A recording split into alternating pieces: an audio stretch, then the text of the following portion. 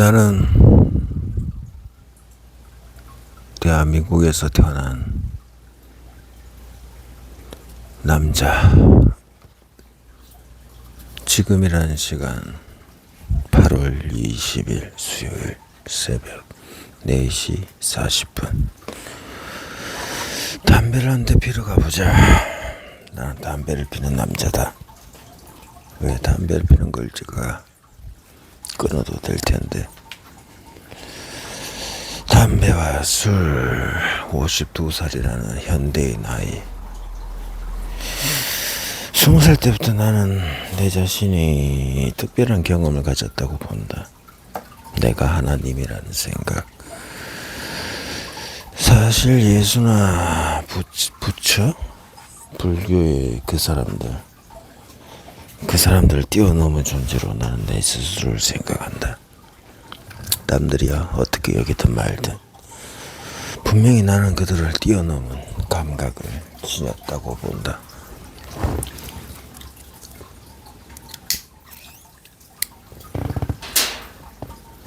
예수가 만약에 베드로 보고 사람을 낚는 어부가 되라고 했을 때 베드로가 니 뭔데?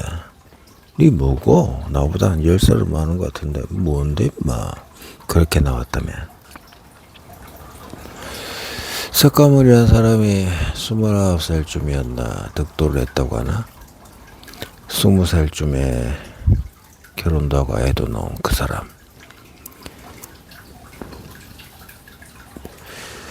29이었나? 9년 공부했나? 아무튼 22살 때부터 21살이 결혼하고 22살에 출가를 했다. 어떻게 보면 애 놓고 나서 바로 출가한 건데 결혼도까지 한 그 남자. 그 당시 거기에 고통을 받는 그런 수행이 유행하던 그 속에서 수행보다 그런 고행을 하는 것보다 보리수에 앉아서 거의 금식하고 피골이 상접하도록 수행을 했던 그가 인간으로 돌아와서 결국 양젓인가? 그냥 우유를 마신 거지. 배고프다 그러면서 그 배고파하는 사람한테 어떤 여인이 그 양젓인지 염소젓인지 그걸 안 주었다면 그 석가모니가 말했을 나 배고파요. 물 좀 주시오. 마실 걸 좀 주시오.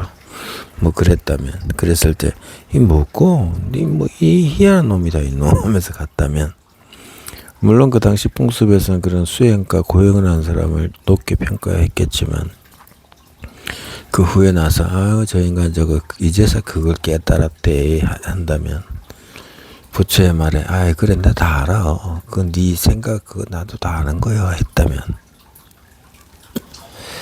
부처의 가르침이 오늘날까지 왔을까?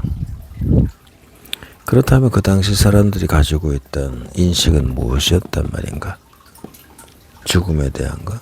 예수가 슬퍼하던 것? 그것들이 뭔가? 지금 생각하면은 난 아무것도 아니라고 생각한다. 특별하지도. 그렇게 그 많은 대중들을 사로잡을 만한 것도 아니라고 본다. 근데 오늘날 사람들은 예수가 하나님의 아들이요 하나님이요 그렇게 말한다. 그래 그럼 뭐 어쩌라고. 2000년 전의 사람과 오늘날의 사람이 같지 않은데 그가 깨달았다는 거 석가나 부처나 무엇이나 그래 그게 어쩌라고. 하나님이 오고 가고 한다는 게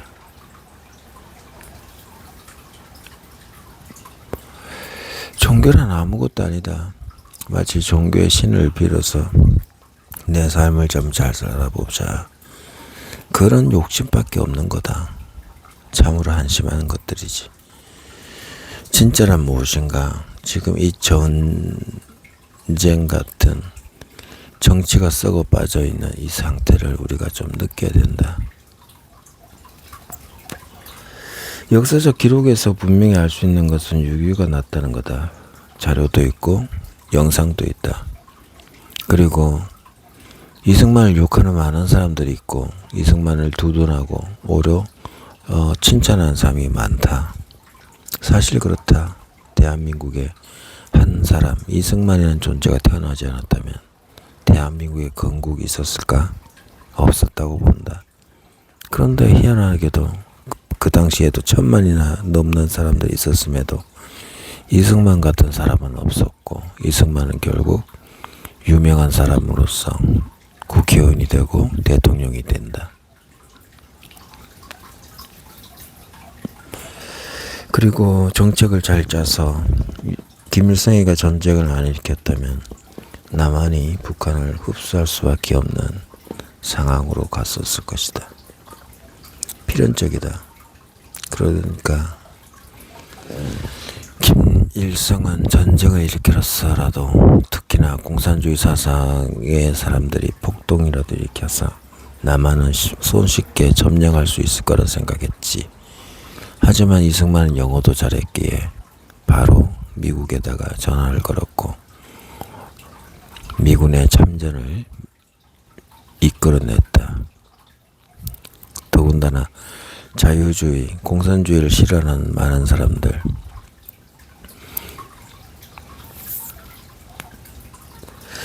그 당시에 많은 군인들은 그렇게 생각했을 거다. 북한 새끼들 같은 민족인데 어떻게 총불을 대고 우리를 죽이느냐.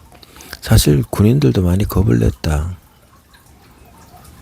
많이 냈고, 아이고 우리가 어떻게 싸워요. 전력에서도 밀리고 맹렬한데 죽음 때문에 내가 군인이지만 아이고 나 진짜 안 싸울래, 안 죽을래 그랬을 텐데 훌륭한 장군들이 솔선수범하니 또 그들이 공산주의가 어떤 건지 조금이라도 알았기 때문에 그것을 거부하고 목숨 걸고 싸워준 것도 있다. 공산주의. 공산주의에 나라가 점령당하면은 결국 토지 싸움이다. 토지 싸움. 남북 전쟁은 토지 전쟁이었다고 보면 된다. 북한은 북한대로, 남한은 남한대로 지주들에게 빼앗기던 삶 속에서 내 땅을, 내 먹을 것을 지키기 위해서 목숨을 걸었다. 그렇다. 네가 만약에 여기서 지금 싸우지 않으면은 너 부모님이 받은 땅들 다 공산당한테 뺏긴다. 어떻게 받은 땅인데 이승만이 그렇게 전국적인 토지를 분배를 했던 것, 어떻게 보면 무상분배다. 진짜 무상분배다. 오히려 유상분배라고 하지만은 지주 입장에서는 그야말로 뺏긴 것이고, 많은 사람들은 무상으로 받아서 3년만 버티면은 자기 땅이 된다는 신념이 있었던 것이고, 북한은 공짜로 땅이 생겼지만 그것은 결국 정부의 소유고 내가 재배해서 거둔 수확은 정부가 다 가져간다는 사실에 허탈감을 느꼈던 것이다. 처음에만 좋았지 나중에는 좋은 게 없는 북한식 토지 분배, 농지 개혁.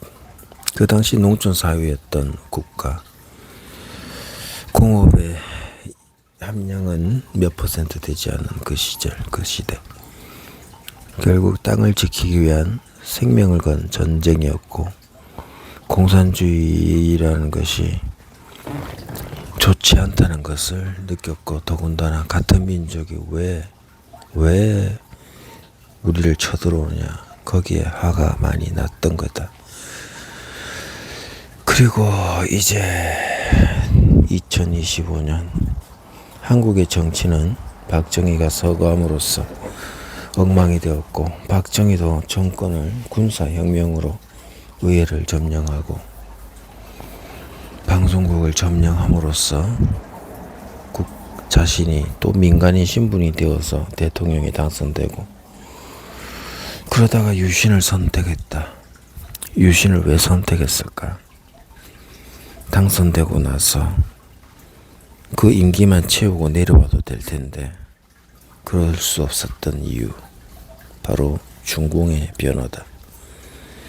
미국과 중공의 손잡는 모습의 국제적 정세 속에서 나만이 가야 될 길을 걱정했던 그가 있다. 미국도 믿을 수 없고 이 대한민국을 지켜야 되기에 대한민국이 미국한테도 겁내지 않을 수 있을 만큼 대한민국도 중공이 핵 폭탄을 만들어낸 것처럼 우리도 작은 땅이나 미국이 아무리 크고 중공이 아무리 커도 핵을 가지면은 미국에 물러가더라도 될 것이라고 여겼겠지. 하지만 미사일 개발이라든지 핵 개발을 하고 있었던 중에 어찌 보면 미국의 입김이 아니라 자지철대로 건드리고 교회를 다니는 자지철에게 은근하게 대접을 해주는 사람,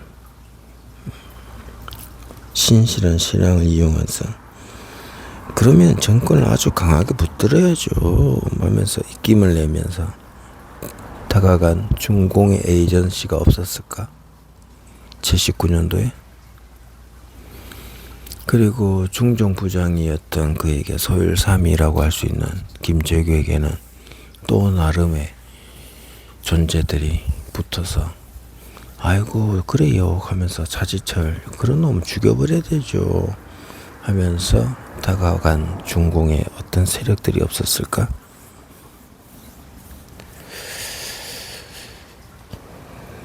미국 CIA 미국 대사관 등등을 갔었다는 김재규의 이야기. 그런데 미국은 왜 적극적이지 않았을까? 남의 나라 대통령을 갈아치우기도 밥 먹듯이 하던 그 미국인데 박정희 때 왜 안 했을까? 혁명 났을 때도 그렇고 그것은 그만큼 민주당의 정권, 당시의 정권 문제가 있었던 것이 아닐까. 이승만은 반공을 국치로 자유당 정권을 유지시켰다고 할까? 내가 아는 자유당 정권은 정말 쓰레기 집단이라고 할 수도 있다. 이권 사업에 폭력배들을 이용하고 끌어들이고 그랬던 것은 사실이 아닌가. 그렇다고 민주당이 또 민주당 계열이 아닌 것도 아니다. 민주당 계열은 또 폭력배가 없었을까? 참 대한민국의 정치라는 것은 민주주의 정치라는 것은 폭력의 정치이고 대한민국의 인간들은 양아치 근성을 그대로 가지고 90년대까지 왔고 사실상 지금 2000년대도 마찬가지다. 직장 내에서 문신한 자들이 겁도 없이 설치고 그렇게 움직여지고 있는 게 사실이다. 직장 내에 많은 사람들이 힘으로써 직장 내에서 서열을 갖고 살아가고 있다. 이게 내가 본 대한민국의 모습이다. 자, 이런 마당에 이제 대한민국의 정치가 완전히 썩었고 종종 세력에게 먹혀져 있는 상황이다. 사람들은 정치적 걱정을 하지만은 스스로가 부정선거를 외치면서 그리고 가짜 대통령을 몰아내려고 하는 진정한 자기 결의가 부족하다. 가짜 대통령은 언제 물러갈까? 문재인을 어떻게 없앨까? 문재인은 반드시 처벌받아야 될 대통령이다. 가짜 대통령이지. 이명박 박근혜도 가짜 대통령이라도 할지라도 문재인은 이명박 박근혜를 법정에 세우고 그리고 징역을 5년 가까이 살게 했던 아주 악랄한 놈이고 지금 버젓이 65명 64명이란 말도 있고 65명이란 말도 있는데 참으로 대단하게 그렇게 많은 사람들을 두고 있는 이유가 뭘까? 그것은 그 사람들의 사주, 에너지. 대한민국 대통령이 보통 어떤 지방 행사에 방문할 때 60여 명의 경호원들을 쓴다. 거기에는 사주가 갑자을 축으로 해서 계로까지 이루어지는 그 사람들마다의 사주 10년 차 정도 나면은 벌써 10개의 에너지가 완벽히 구성될 것이고, 거기다가 연월일시를 통해서 60갑자의 에너지가 골고루 분포되는 묘한 에너지가 있다. 그렇다. 한 60명이 모였는데 사주 60갑자의 에너지를 한 그룹이 갖고 있다면 아주 튼튼한 진영을 갖추게 되는 원리가 있다. 그래서 사람이 많을수록 서로가 서로에게 사주가 달라도 서로가 가지고 있는 그 사주, 그래서 360도 전 방향에 있어서 모든 것이 대비되는 안정화된 에너지 기운이라는 게 있다. 방진이기도 하고 공격 진영이기도 할 수 있는 그 사주의 힘, 에너지 힘. 그래서 5명이 모이면은 각자 가지고 있는 사주와 세운의 에너지, 그런 것들이 좋은 작용을 일으킬 수밖에 없다. 그래서 최소 12명이면은 상당히 좋은 에너지를 갖는다. 예수의 12제자들.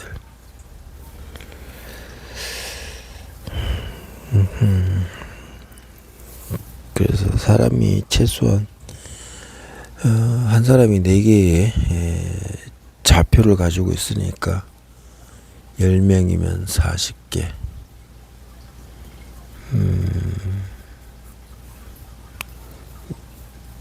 10명에 40개라 15명 60개를 갖는다. 최소한.